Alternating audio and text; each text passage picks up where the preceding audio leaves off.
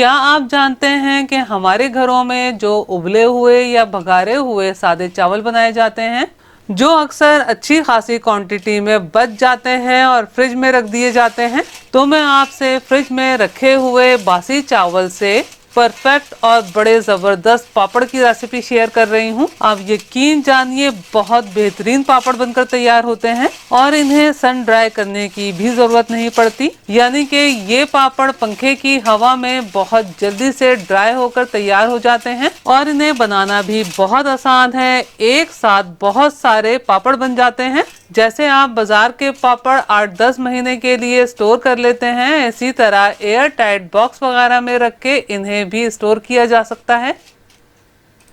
बिस्मिल्लाहिर्रहमानिर्रहीम। अस्सलाम वालेकुम फ्रेंड्स, उम्मीद है आप सब खैरियत से होंगे। ये पके हुए फ्रिज में रखे हुए चावल हैं जो कि तकरीबन 3 छोटे बोल के बराबर हैं। हम ये चावल जो घर में खाने के लिए बनाते हैं थोड़े खड़े खड़े से बनाते हैं, लेकिन पापड़ के लिए हमें बहुत ज्यादा सॉफ्ट चावल की जरूरत पड़ती है। यानी कि चावल में जरा सी भी सख्ती नहीं होनी चाहिए। तो यहाँ मैंने पैन में पानी रखा है जिसमें उबाल आना शुरू हो गया है और इस पर एक मैंने स्ट्रेनर प्लेट रखी है और यकीनन इस तरह की स्ट्रेनर प्लेट तकरीबन हर घर में मौजूद होती है। अब इसमें ये तमाम चावल शामिल कर देंगे। अब इन्हें कवर कर देना है और तकरीबन 15 मिनट मीडियम फ्लेम पर स्टीम पर पकाना है ताकि ये बहुत अच्छे तरीके से सॉफ्ट होकर पापड़ बनाने के काबिल हो जाए।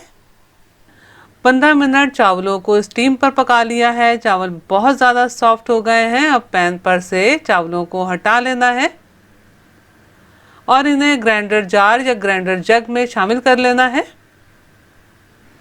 पापड़ को फ्लेवरफुल बनाने के लिए चंद अज्जा शामिल करेंगे। तो यहाँ मैंने 2 अदद देसी लहसुन के जवे शामिल किए हैं। ये जो मैं चावल इस्तेमाल कर रही हूँ इसमें पहले से नमक मौजूद है, तो इसमें मैं ये नमक की जगह ½ टीस्पून चिकन पाउडर का इस्तेमाल कर रही हूँ, क्योंकि चिकन पाउडर में बहुत ज्यादा नमक की क्वांटिटी मौजूद होती है। आप चाहें तो चिकन पाउडर की जगह 1/4 टीस्पून या हस्बे जायका नमक शामिल कर सकते हैं। पापड़ के बैटर में नमक का इस्तेमाल बहुत कम किया जाता है, क्योंकि जब पापड़ का बैटर ड्राई हो जाता है तो नमक बैलेंस हो जाता है। और यहाँ मैंने तकरीबन 2 से 3 चुटकी पापड़ खार शामिल किया है। जिस तरह से हम पापड़ बना रहे हैं इसमें पापड़ खार शामिल करना लाजमी है। पापड़ खार आप किसी भी पंसार स्टोर से ले सकते हैं या फिर ऑनलाइन ऑर्डर करके भी मंगवा सकते हैं। आपके माइंड में सवाल पैदा हो रहा होगा, पापड़ खार की जगह अगर हम सोडा इस्तेमाल कर लें, तो इन पापड़ में आपने सोडा इस्तेमाल नहीं करना, पापड़ खार का इस्तेमाल करना है, क्योंकि ये पापड़ बनाने का तरीका कुछ मुख्तलिफ है जिसमें पापड़ खार का इस्तेमाल किया जाएगा। और सोडा क्यों नहीं इस्तेमाल कर सकते ये मैं आपको आगे वीडियो में बताऊंगी ताकि आपको ठीक तरीके से समझ में आ सके। चावल में सिर्फ 3 से 4 टेबल स्पून पानी डालकर मैं चावल को ब्लेंड कर रही हूँ और इन्हें इतना ब्लेंड करना है कि ये एक स्मूथ पेस्ट बनकर तैयार हो जाए। आप देख सकते हैं कि ये बिल्कुल स्मूथ पेस्ट बनकर तैयार है। अब इसे एक बोल में निकाल लेना है।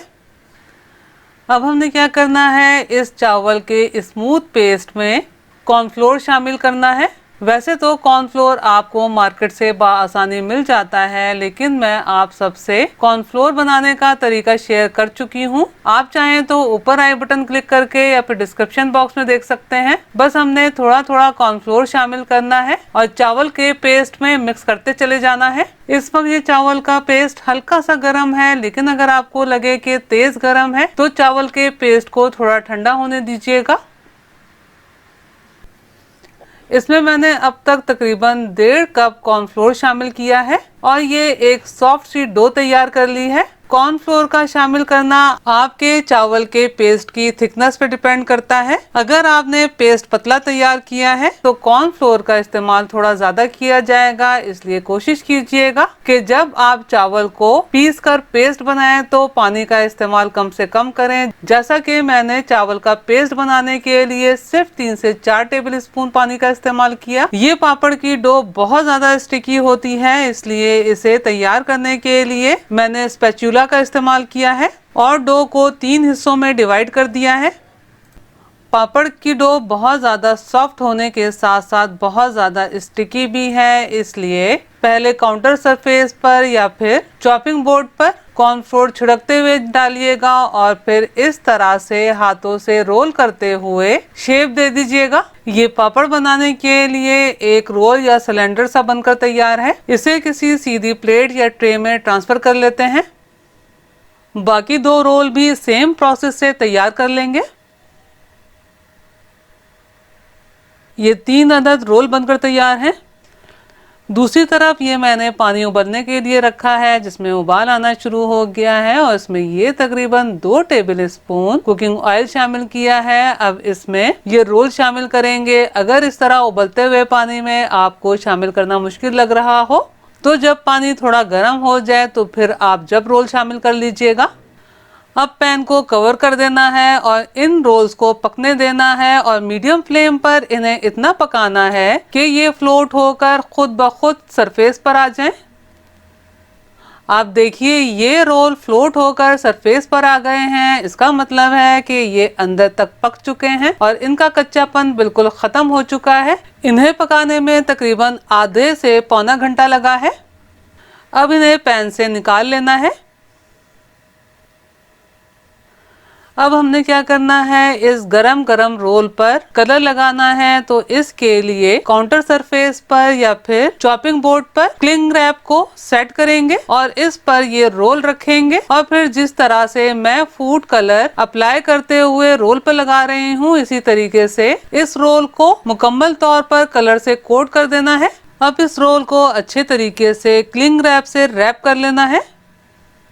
बाकी 2 रोल को भी सेम प्रोसेस से कलर से कोट करके क्लिंग रैप में रैप कर देंगे। मैंने यहाँ रेड, ग्रीन और ऑरेंज कलर का इस्तेमाल किया है। आप अपने हिसाब से अपनी पसंद से किसी भी फूड कलर का इस्तेमाल कर सकते हैं।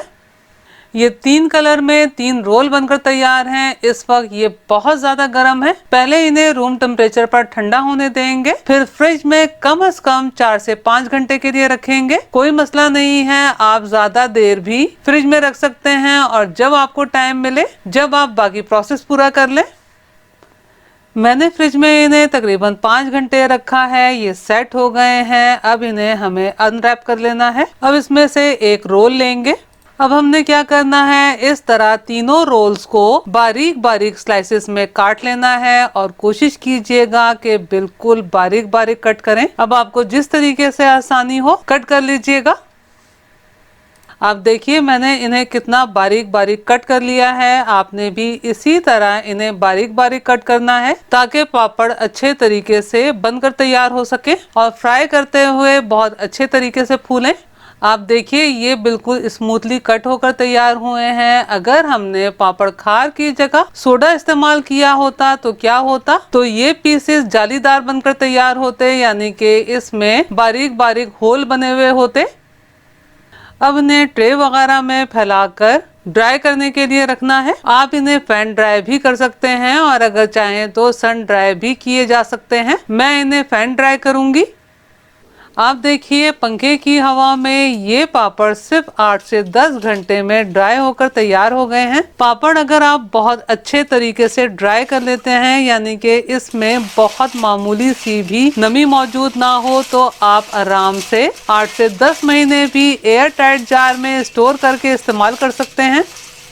दूसरी तरफ मैंने ऑयल को मीडियम टू हाई फ्लेम पर तेज गरम कर लिया है। अब इसमें पापड़ शामिल करने हैं और जल्दी से अलट पलट करना है और जब मुकम्मल तौर पर फूल जाएं तो पापड़ निकाल लेने हैं। बस सेम प्रोसेस से जितने आप चाहें हस्बे ज़रूरत पापड़ फ्राई कर लें और बाकी स्टोर करके रख लें। आप चाहें तो इन पापड़ पर चाट मसाला भी छिड़क के सर्व कर सकते हैं। आप यकीन जानिए ये पापड़ बहुत मज़ेदार और अच्छे बनकर तैयार होते हैं। तो मेरे तरीके से ये पापड़ ज़रूर बनाइएगा और मुझे कमेंट्स करके बताइएगा कि आपके पापड़ कैसे बने। अगर आपको मेरा काम थोड़ा सा भी पसंद आया हो तो मेरी वीडियो को लाइक कीजिए, अपने दोस्त अहबाब में शेयर कीजिए, चैनल को सब्सक्राइब करना और बेल बटन को क्लिक करना बिल्कुल भी मत भूलिएगा। अल्लाह हम सबका दस्तरख्वान हलाल रिस्क से वसी तर फरमाए, आमीन। मुझे और मेरी फैमिली को भी अपनी दुआओं में याद रखिएगा। अपना और अपनी फैमिली का बहुत ख्याल रखिएगा। अगली रेसिपी की वीडियो तक के लिए अल्लाह हाफिज।